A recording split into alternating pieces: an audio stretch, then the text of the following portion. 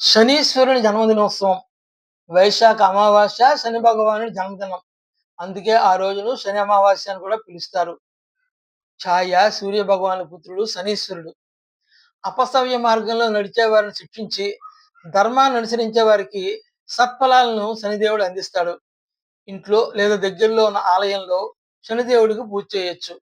ఆలయాన్ని సందర్శించే వారు తైలాభిషేకంతో పాటు శనికి శాంతి చేయడం శుభసూచకం. శనీశ్వరుని వద్ద ఆవ నూనెతో దీపం వెలిగించాలి.